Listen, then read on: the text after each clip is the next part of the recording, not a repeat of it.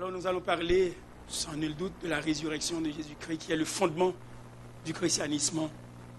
Et pour ce faire, pendant la prédication, je demanderai peut-être à quelques volontaires, peut-être à 5-6 personnes, de me lire des versets. C'est un moyen de vous garder éveillés, mais aussi j'aimerais que vous ayez l'éveil de la conscience, parce que c'est un sujet important. La résurrection qui est le fondement même du christianisme. Deux passages nous servent de tremplin pour commencer. Le passage se trouvant dans Romains, chapitre 8. Romains, chapitre 8 et Actes des Apôtres, chapitre 5. Donc d'abord, Romains, chapitre 8, du verset 28 jusqu'au verset 39. C'est un passage très connu.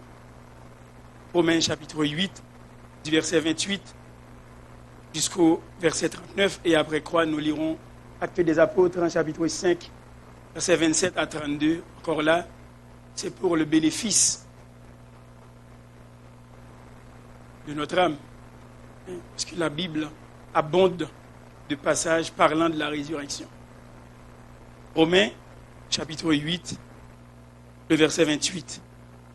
Nous savons du reste que toute chose concourt au bien de ceux qui aiment Dieu, de ceux qui sont appelés selon son dessein, car ceux qu'il a connus d'avance, il les a aussi prédestinés à être semblables à l'image de son Fils, afin que son Fils fût le premier-né entre plusieurs frères.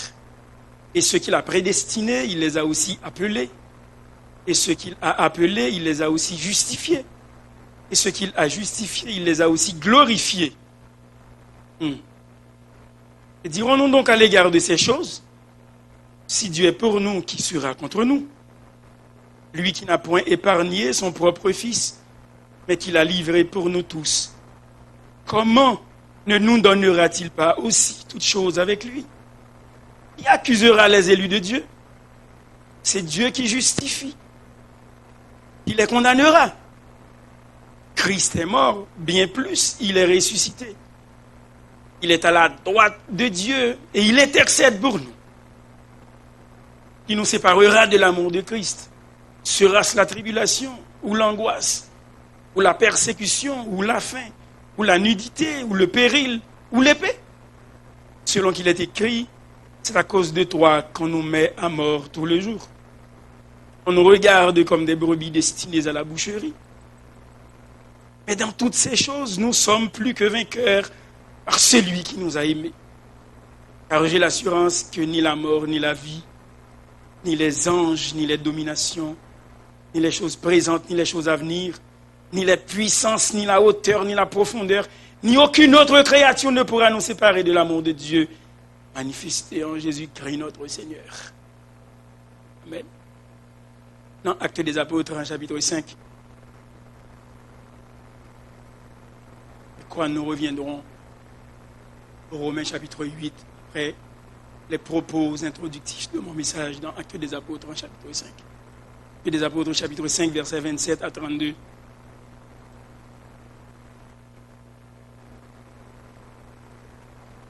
Il s'agit des apôtres jetés en prison et miraculeusement délivrés. Pourquoi étaient-ils jetés en prison? Eh bien, c'est parce qu'ils parlaient de la résurrection et ils enseignaient justement la résurrection de Christ. Acte 5, verset 27, après qu'ils les eurent amenés en présence du Sanhédrin, le souverain sacrificateur les interrogea en ces termes. Ne vous avons-nous pas défendu expressément d'enseigner en ce nom-là? Et voici, vous avez rempli Jérusalem de votre enseignement et vous voulez faire retomber sur nous le sang de cet homme? Pierre et les apôtres répondirent, il faut obéir à Dieu plutôt qu'aux hommes. Le Dieu de nos pères a ressuscité Jésus que vous avez tué en le pendant au bois. Dieu l'a élevé par sa droite comme prince et sauveur pour donner à Israël la repentance et le pardon des péchés. Nous sommes témoins de ces choses, de même que le Saint-Esprit que Dieu a donné à ceux qui lui obéissent. C'est ici, mes bien-aimés, que s'arrête et de lecture de la parole de Dieu pour notre édification commune. Eh bien, les Écritures nous montrent, sans embâche, Noir sur blanc, les Écritures nous montrent toujours la résurrection comme étant la manifestation la plus puissante de la puissance de Dieu. Or, c'est dans ce Dieu de la résurrection que nous sommes appelés à investir notre foi.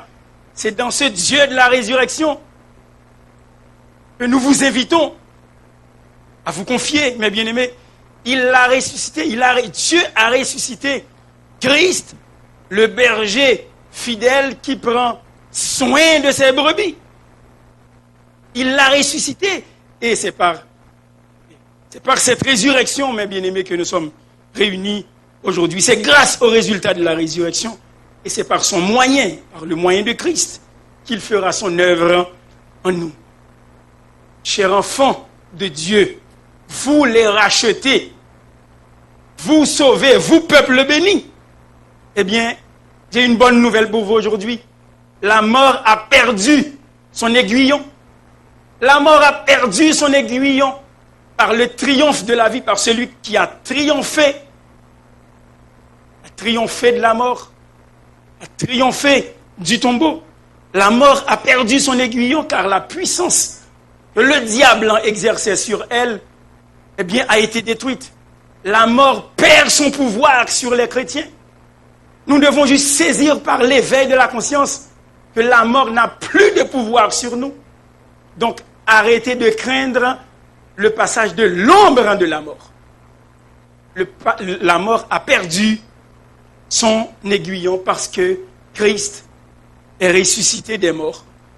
Revenons, mes bien-aimés, comme c'est le sujet du jour, dans Romains chapitre 8.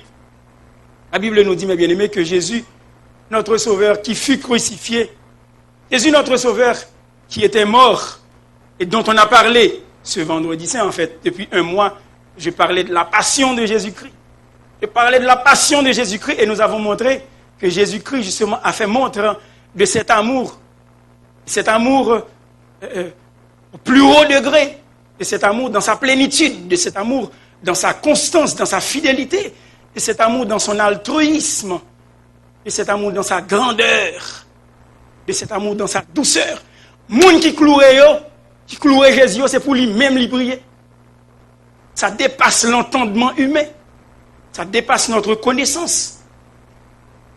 Moun qui crucifiait lui, moun qui te craché sur lui, rallon l'âme dans l'estomac, puis la gueule dans figue sauvé, et puis raché babli.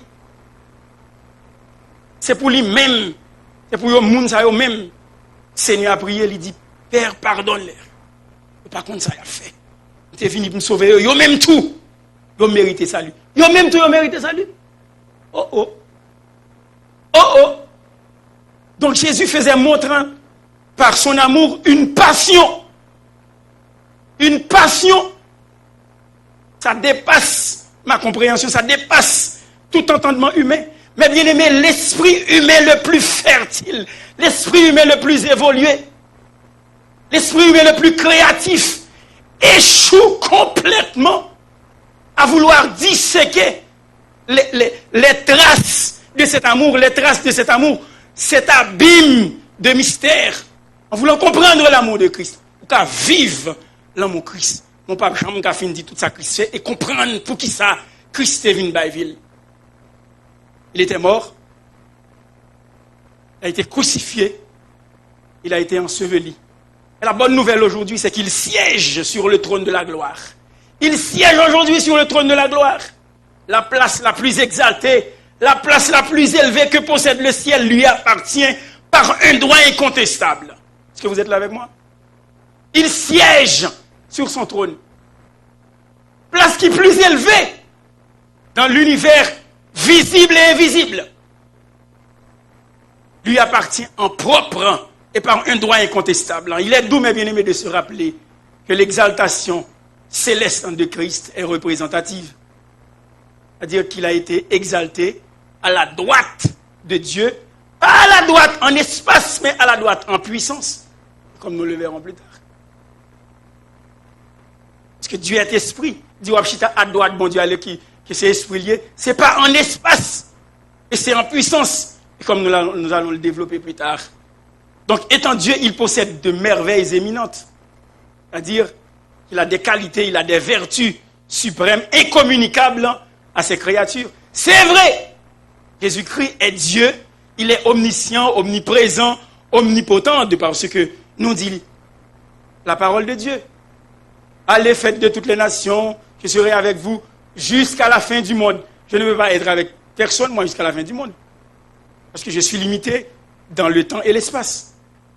Il l'a dit aux disciples, et cette promesse est un legs pour nous aujourd'hui. Cette promesse est un héritage, une pierre de lance, qui est capable de courir foi nous. Je dis, Jésus-Christ, il est assis à la droite de Dieu. Et en tant que Dieu, il possède des merveilles éminentes, des qualités qu'il ne peut pas communiquer à ses créatures. Il n'en demeure pas moins vrai néanmoins que les honneurs que Jésus porte au ciel en vertu de sa fonction de médiateur. C'est-à-dire qu'il relie, il faisait pont entre l'homme et Dieu. En tant que médiateur et en tant qu'échelle entre le ciel et la terre. En vertu de cet honneur, eh bien, il nous a donné cet héritage. Et ces héritages restent pour tous les croyants aujourd'hui. Si nous ne pouvons pas être omniscient, omnipotent, omniprésent, ce n'est pas grave parce qu'il n'y a qu'un seul qui soit omniscient, omnipotent, omniprésent. C'est Dieu. Mais il était le médiateur et il nous a laissé justement ses héritages. L'héritage de tous les croyants. Quoi? L'héritage de tous les croyants? Il est merveilleux de penser à l'intimité justement. L'intimité de l'union qui lie le peuple de Dieu avec le Christ. Mais bien aimé, il est à noter que nous sommes effectivement avec lui une même plante. Donc son exaltation est aussi la nôtre. C'est-à-dire le fait que Christ soit élevé, eh bien notre âme aussi doit être élevée. Il nous permettra de toute façon de siéger un jour avec lui, tout comme lui-même a vaincu et s'est assis avec son Père sur son trône. En d'autres mots, Christ est élevé, notre âme aussi est élevée. Christ vient pour le mener, mes bien-aimés, un jour, et toute la terre, toute j'ai à prendre compte que c'est lui qui est le Seigneur de toute la terre. Si Christ vient pour le lever, si Christ vient pour le mener, on laisse sous terre, mais nous-mêmes, nous ne sommes pas capables de traîner. Je vous dis, il faut vivre à la pensée. Un jour, nous serons avec lui. Il faut vivre au standard, justement, de ses propos, nous dit la parole de Dieu. Christ possède une couronne, eh bien, il nous en donne une aussi. Eh bien, il possède un trône, mais il ne se contente pas de l'occuper seul. Eh bien, comment? Eh bien, son épouse royale, c'est-à-dire l'Église, pourra partager et doit paraître à sa droite aussi ornée de couronne. Il ne peut être glorifié seul, mes bien-aimés. C'est la raison pour laquelle nous vous invitons de lever les yeux aujourd'hui vers Jésus. Levez les yeux aujourd'hui vers Jésus et lisez sa parole et essayez de comprendre par l'œil de votre foi, eh bien, comment ça vaut la peine de contempler Jésus. Combien ça vaut la peine de contempler le Seigneur qui a été ressuscité et la tête justement surmontée de ses nombreuses couronnes, de ses diadèmes, la tête couronnée de cette dignité royale en tant que l'Église, en tant que corps de Christ. Nous anticipons ce jour, mes bien-aimés, où nous serons avec le Seigneur. Souvenez-vous aujourd'hui, mes bien-aimés, souvenez-vous aujourd'hui que nous serons un jour, eh bien, comme lui, c'est-à-dire comme lui, parce que nous le verrons tel qu'il est, eh bien, nous ne serons jamais aussi divins que lui, nous ne serons jamais aussi grands que le Seigneur. Ce n'est pas grave parce que nous resterons toujours être créés, bien que nous posséderons une nouvelle nature, bien sûr. Un corps incorruptible, un corps glorieux. Mais nous ne serons jamais aussi grands que le Seigneur. Nous ne serons jamais aussi divins que lui. Mais la seule chose, c'est que nous partagerons les mêmes honneurs dans une certaine mesure avec lui. Nous partagerons les mêmes honneurs avec le Seigneur et nous jouirons aussi du même bonheur et de cette dignité. Mais pour le moment, mes bien-aimés, contentons-nous d'arpenter, eh bien, d'arpenter les chemins à travers les champs de la vie, d'arpenter peut-être dans l'anonymat même, d'arpenter dans la faiblesse, d'arpenter dans la vicissitude, d'arpenter dans nos faiblesses, dans nos douleurs à chaque jour, d'arpenter sur les pentes de la colline de l'affliction. Contentons-nous aujourd'hui de cheminer, parce que bientôt régneront avec Christ les rachetés. Il a fait de nous un royaume et des sacrificateurs. Et bien aimé, on fait encourager pour capable prendre courage aujourd'hui. Et dans tout ça qu'a privé, l'observer toute sa parole, bon Dieu dit, nous rendons compte que les prophéties s'accomplissent. Il viendra un temps où rien ne sera à l'abri des yeux. Il viendra un temps aussi, mes bien-aimés, où il n'y aura aucune retenue sur le plan de l'immoralité. Vous voyez, tout ça que tu as fait avant, toute vieille bagaille, tu as passé besoin de 11h minuit. Tu as les programmes double, nuit, bleu minuit, de nuit. Toute bagaille qui t'a insulté le monde, nous voyons qu'il y a toute bagaille ça. C'est petit monde. On passe à 4h de l'après-midi. Des garçons à beau, c'est pas grave. Ils ne pas accepter, c'est pas évoluer. C'est comme pas évoluer. Pas jamais évoluer. Jurer devant mon Dieu, devant l'histoire. Et avec une conscience éclairée, je ne vais jamais évoluer dans ce sens. Je ne vais jamais évoluer. Et c'est là que je regarde moi dans l'entourage, là, tu es plein l'autre encore. Il y en a qui s'en prennent là, mes amis. Et bien, les prophéties s'accomplissent. Les hommes deviennent de plus en plus méchants, pervers. Pervers. J'ai visité plus d'une vingtaine de pays en Europe. Et j'ai vu des choses. Et les hommes deviennent de plus en plus pervers. Pervers. La corruption bat son plein. Corruption bat son plein. Prophéties s'accomplissent. Un jour, il n'y aura aucune retenue en matière d'immoralité. Mais on a continué de dire Jésus a retourné parce qu'il est ressuscité. On a continué de dire ça. Quelle merveille! Quelle merveilleuse pensée, je dirais, vient d'avoir qu'un enfant de Dieu puisse avoir cette pensée au retour de Jésus-Christ. Parce qu'il est ressuscité, il est considéré comme prémisse, c'est-à-dire comme premier fruit. Et pour le premier fruit, ça a venu. Reste là. Jardin a donné quand même. Jardin a donné quand même. Nous avons aujourd'hui en Christ un glorieux représentant à la cour céleste. Oui. Il viendra et nous prendra avec lui pour contempler sa gloire. Pour nous prendre avec lui et pour prendre part à sa joie. Oui, sa joie, car il est ressuscité. C'est ce que nous dit le verset 34 de Romains, chapitre 8. Il est ressuscité. Qui accusera les élus de Dieu? C'est Dieu qui justifie. Qui les condamnera? Christ est mort bien plus. Il est ressuscité. Il est à la droite de Dieu et il intercède pour nous. Ça veut dire, Job l'a fait qu'on y a, se passe, l'a roulé, l'a intercédé pour les croyants au poids des pressions de ce monde. L'a intercédé. Pour capable de patience toujours. L'a intercédé pour nous. L'a continué à prier pour nous. Et le garder nous. C'est la résurrection de Jésus qui fait que le groupe ça capable là aujourd'hui. Parce que nous pensons que nous ne sommes pas capables de chiter à la caille, nous, parce que nous ne sommes pas malades, nous ne sommes pas le travail. Eh bien, nous venons pour parler de cela. Ne serait-ce que pour partager cette joie. Dis-moi qui tu fréquentes et je te dirai qui tu es.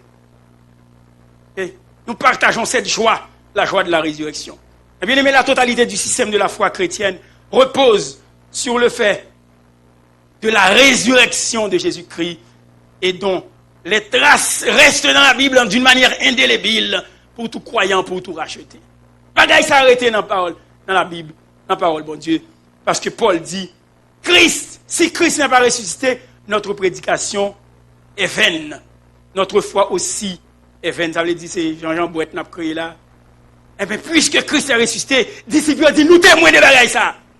Nous pas capables de parler. Souvent, un sacrificateur dit, paix bouche nous. Nous te croyons, dit nous, pas parler dans nos moun ça. Monsieur on dit, fais ça nous voulons qu'on y a. Parce que nous pas dans les évangiles encore qu'on y a, nous tombés dans l'acte des apôtres, gon gamme, gon la dimension qui fait. Le Saint-Esprit descend. Le Saint-Esprit descend. Ou même fait sauver avec nous, tout nèg qui te Paul, tout nèg qui te lâche, toute vie brave qu'on y a parce que c'est pas par leur propre force, mais c'est le Saint-Esprit tombé sous eux, sous forme de langue de feu. Nous pas capables de parler de ça, nous. Nous pas capables de parler de ça, nous. C'est-à-dire, m'te quoi m'te défendre nous pour ne pas parler non non ça pour ne pas enseigner dans la ville ça. On nous brasser toute ville là.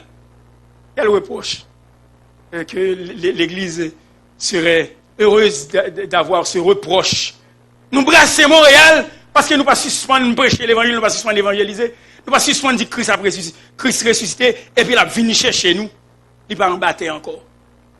Ce serait un beau reproche. OK? Ce serait un beau reproche. L'apôtre Paul dit, si Christ n'est pas ressuscité, vous êtes encore dans vos péchés. Selon 1 Corinthiens chapitre 15, verset 14, verset 17. La divinité de Christ, mes bien-aimés, puise la meilleure preuve de la résurrection de Jésus-Christ. Puisqu'il fut déclaré fils de Dieu, en commencement de mon lire avec Romains chapitre 1, verset 4. Maga. Romains 1, verset 3 et 4. On va juste rester dans Romains et puis virer page livre là. Vous voyez? Romains chapitre 1, donc il y a page 1132. Et donc, lit verset 3 et 4. Qui avait été promis auparavant de la part de Dieu par ses prophètes dans les Saintes Écritures. Verset 3 qui dit, et qui concerne son fils, page 1132. Oui, continuez, non? Oui, 3 et 4, oui. Et qui concerne. Il déclaré fils de Dieu avec puissance. Esprit de sainteté, par entre les morts, Jésus-Christ, notre Seigneur. Exactement. Donc la divinité de Christ puise la meilleure preuve, justement, de sa résurrection, puisqu'il fut déclaré fils de Dieu avec puissance, selon l'Esprit de sainteté, par la résurrection d'entre les morts. Donc il ne serait pas contre la raison de douter de sa divinité s'il n'était pas ressuscité. Et le contraire est aussi vrai. Vous êtes là avec moi, nous faisons de la logique un peu. Il peut être déclaré fils de Dieu, s'il n'est pas ressuscité, mais puisque le ressuscité, il c'est fils de Dieu, Seigneur. Seigneur de toute la terre. En outre, la souveraineté de Christ aussi dépend de sa résurrection. Paul déclare dans Romains chapitre 14, toujours été dans le même livre, là, moi, viré page là. Mais, Pasteur Lionel, Romains chapitre 14, la page 1146. Ah, mais pas de problème. Je vais toute page dans la version Louis II. Romains chapitre 14, verset 9.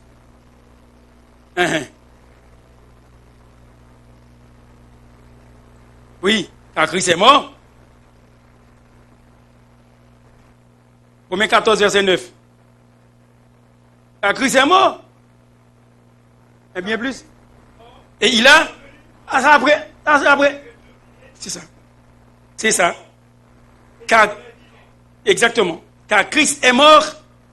Et après la mort, il a vécu. Il a vécu.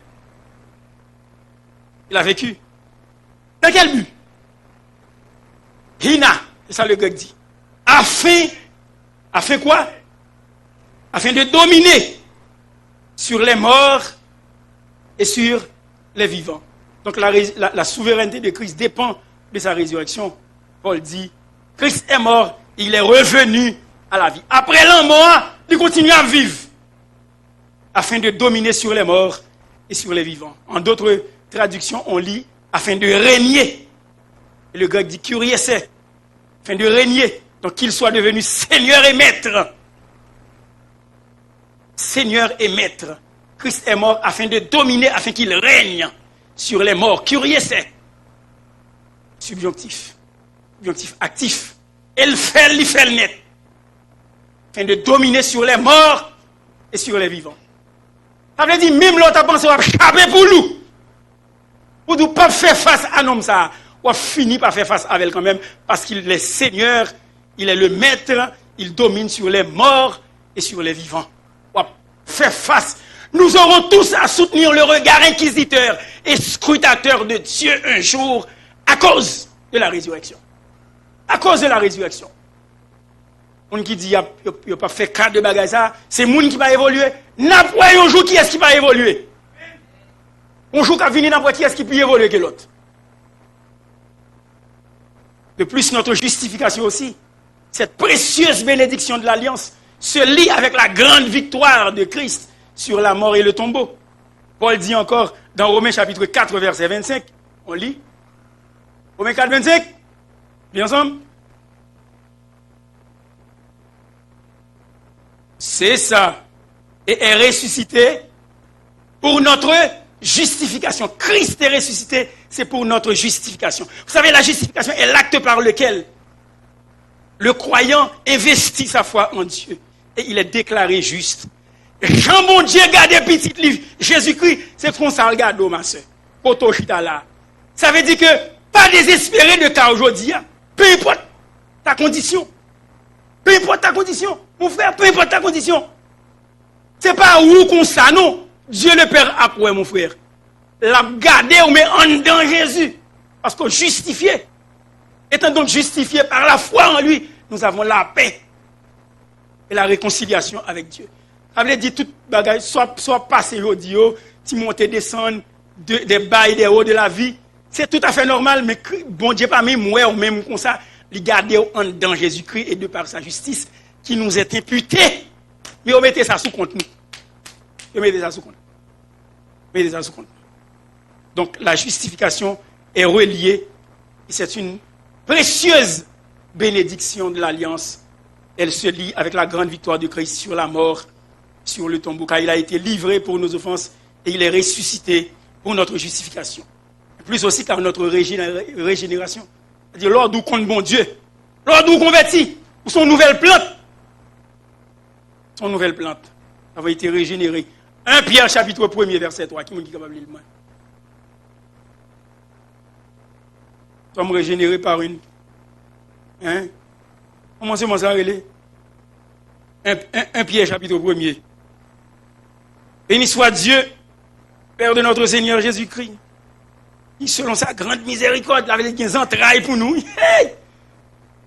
nous a régénérés, pangenao, c'est le mot qui dit, ou convertis. Nous convertis. Nous convertis dans un but pour une espérance mourir. Pour une espérance vivante. Par quel moyen? Par la résurrection de Jésus-Christ d'entre les morts. Ça veut dire que Chita là, vous dites que c'est chrétien aujourd'hui, ou connaît Seigneur, c'est grâce à la résurrection de Jésus-Christ. Notre régénération elle-même se rapporte à la résurrection de Christ. L'apôtre Pierre renchérit pour dire nous sommes régénérés par une espérance vivante, par la résurrection de Jésus-Christ d'entre les morts. C'est parole ça qui est considérée comme une parole incorruptible qui semait la caille et puis il portait fruit. Il portait fruit. C'était le fruit de la régénération. Et que nous dit Romains, chapitre 8, verset 11, certainement notre résurrection finale bien repose sur ce fondement aussi. Romains 8, verset 11. Ah oui?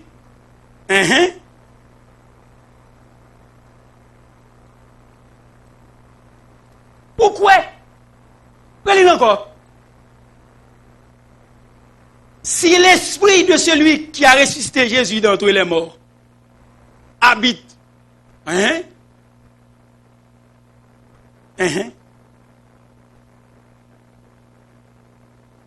pas Jean-Jean Brett, non? Eh bien, mais ça, c'est pas Jean-Jean Brett, non? Pas Boule Saint-Lô, non? C'est le même esprit qui a ressuscité Jésus d'entre les morts, là. Si l'esprit ça habite en haut, eh bien, il est impossible pour être en bas la terre, même avec Jésus, donc, monter. Pas Jean-Jean Brett, bagaille. Si l'esprit de celui qui a ressuscité Jésus d'entre les morts habite en vous, c'est une condition, bien entendu. S'il habite en vous, le jour de la régénération, s'il habite en vous, celui qui a ressuscité Christ d'entre les morts, c'est-à-dire Dieu, rendra aussi la vie à vos corps mortels par son esprit qui habite en vous. Vous connaissez ce qui fait? Prenez l'image de fer, mettez la terre là, ciment, et puis venez avec un boutlement de la même nature que les limailles, et puis venez pour toute sa paille après ta terre, mais toute sa limaille de fer, voyez, vous attirer, carrément monter vers l'aimant parce que vous avez la même nature, vous communiquez, et puis l'aimant râler les limailles. Ou même même nature avec Jésus. Donc l'esprit qui est dans nous, mon frère. L'en l'esprit a cherché le monde pour le ressusciter, l'a cherché le monde pour le voir dans le ciel, même si tu es mort déjà, ou pas carré en bataille. La ressuscité, corps là, tout. Vous comprenez ça veut dire? J'ai eu la chance, ou le privilège, en tout cas l'occasion, d'assister à un scientifique français, il avait à peu près 6-7 ans, et c'était à Saint-Bruno. Il a présenté, lui, c'était un docteur en bioéthique, il fait comprendre que, en tant que scientifique, il y avait un scientifique français, il est décédé quelques 2 ans après sa présentation. Il dit en tant que scientifique, il y a une misère pour le comprendre. Dans la grande science, le monde reconnaît là. Pour un corps qui finit desséché, en bataille, passer par putréfaction, tourner poudre, puis ne pas même joindre lui-même. Et puis qu'on y a pour le ressusciter, il dit, science a trop pour lui, il ne va pas comprendre ni. Malheureusement, l'après me dit, sous ta comprendre ni, mais mon Dieu, pas la bonne Dieu encore. Malheureusement, monsieur, pour me faire, parce que je ne pas poser des questions, tout le monde a posé des questions, tout le monde a parlé, pas de place pour tout le monde. Chance pour me discuter avec cet ami qui m'a invité. Il dit, mais si pour ta comprendre le processus, ça, cette révélation, eh bien, bon Dieu, pas ta bon Dieu. Il faut le bon bagage pour le faire, pour l'étonner. Pour l'étonner, parce que c'est lui, bon Dieu. Les a été annoncé 760 années avant la venue du Seigneur. Il y a écrit texte dans un passé. En hébreu, on appelle ça un passé prophétique. Il dit, il y a cloué parmi les brigands. Monsieur, pas de mauvais bouche, il dit rien. C'est par ces maîtrises que nous sommes guéris. Aïe, 760 années avant, il fallait le faire là. Il fallait le faire. Faut-il dire une cause de ça? La Bible dit dans 1 Pierre, chapitre 1, verset 10 à 12, c'est l'esprit de Christ même qui était dans Esaïe qui fait le capable de dire toute parole. 760 années, c'est ça qui fait les crises paraître. Les gens qui te suivent à point. Dit, ah, prophétie accomplie.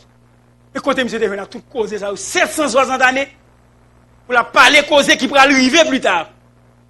Mais c'est même bagarre là que je dis. Mais bien, je prêcher et m'a continuer à prêcher l'évangile.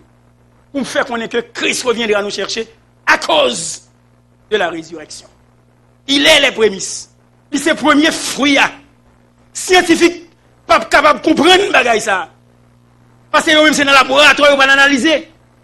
Chercher pour qui code ADN qui pourra le ceci, cela. Côté empreinte, côté bagaille ça va sortir. Non. Moun qui doit ressusciter, a ressuscité. Moun qui pas doit ressusciter, a ressuscité quand même, oui, mais pour faire face au jugement. Bien aimé, ou pas rien pour perdre aujourd'hui. L'ombre de la mort passée qui est le passé. Qui est le passé.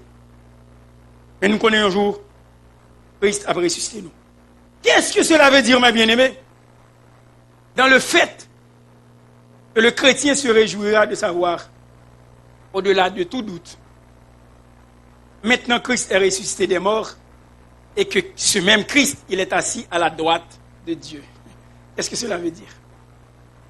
Ça veut dire que celui qui fut autrefois méprisé, rejeté des hommes, occupe désormais la position honorable du Fils bien-aimé, revêtu d'honneur.